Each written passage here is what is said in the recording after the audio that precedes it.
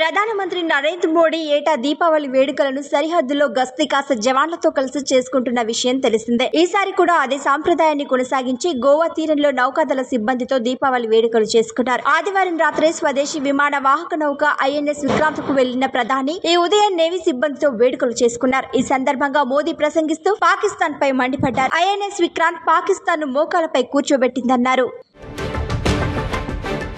మంత్రి నారా లోకేష్ ఆస్ట్రేలియా పర్యటన కొనసాగుతోంది. సిడ్నీ రాంక్విడ్ లోని University of North South Wales ను ఆయన సందర్శించారు. వర్సిటీ ప్రతినిధులు మంత్రి లోకేష్ కు ఘన స్వాగతం పలికారు. అధునాతన బోధనా పద్ధతులు, టీచర్ ట్రైనింగ్, రెన్యూవబుల్ ఎనర్జీపై సీనియర్ ఎగ్జిక్యూటివ్ పరిశోధకులతో మంత్రి చర్చించారు. ఆంధ్రప్రదేశ్ లోని విశ్వవిద్యాలయాలతో కలిసి జాయింట్ డిగ్రీ ప్రోగ్రాంలు, స్టూడెంట్ ఎక్స్చేంజ్ పథకాలను ప్రారంభించాలని కోరారు.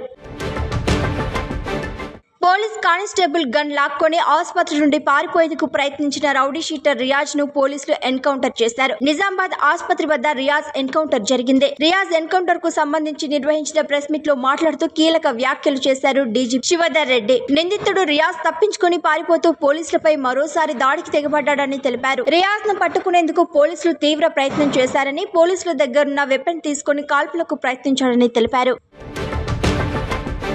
నిజాలేంటని మంత్రి గారి కూతురే చెప్పింది కదా, ముందు దాని మీద సమాధానం చెప్పాలన్నారు మాజీ మంత్రి హరీష్ రావు. గన్ ఎవరు తెచ్చారో, పారిశ్రామికవేత్తను తుపాకులు పెట్టి ఎందుకు అక్రమ వసూలు చేస్తున్నారో చెప్పాలన్నారు. ఎండోన్మెంట్ ల్యాండ్ విషయంలో ఆవిడ చేసిన ఆరోపణల మీద సిట్ విచారణ వేయాలన్నారు. తప్పు చేయకపోతే మంత్రి గారింటికి పోలీసులు ఎందుకు వెళ్లారని అన్నారు. మేము అగ్రికల్చర్ పెంచితే మీరు గన్ కల్చర్ పెంచుతున్నారని ఎద్దేవా చేశారు హరీష్ రావు.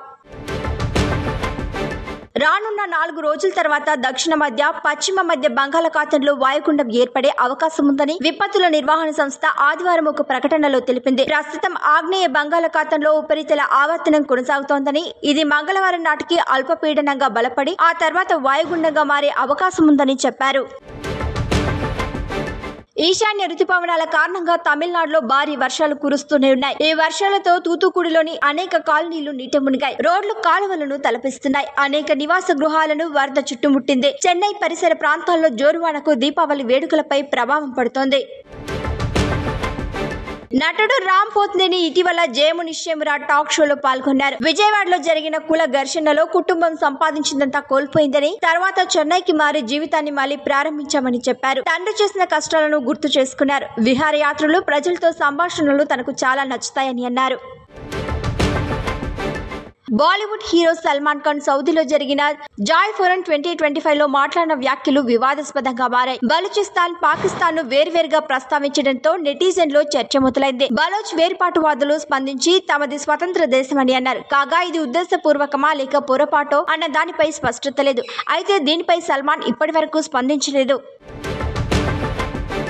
ఫ్రాన్స్ రాజధాని ప్యారిస్ లోని ప్రపంచ ప్రసిద్ధ లూవ్రే మ్యూజియంలో దొంగతనం సంచలనం రేపింది. దొంగలు విలువైన ఆభరణాలను అపహరించి పరారయ్యారు. ఘటనా స్థలానికి పోలీసులు చేరుకొని దర్యాప్తు ప్రారంభించారు. ఇజ్రాయెల్ సైన్యం గాజాపై మరోసారి వైమానిక దాడులు ప్రారంభించింది. ఈ దాడుల్లో సెంట్రల్ గాజాలోని ప్రసార వాహనాలు ధ్వంసమై ఒక ఇంజనీర్ మృతి చెందినట్లు సమాచారం. దాడుల నేపథ్యంలో ఇజ్రాయెల్ మానవతా సహాయాన్ని తాత్కాలికంగా నిలిపేసింది.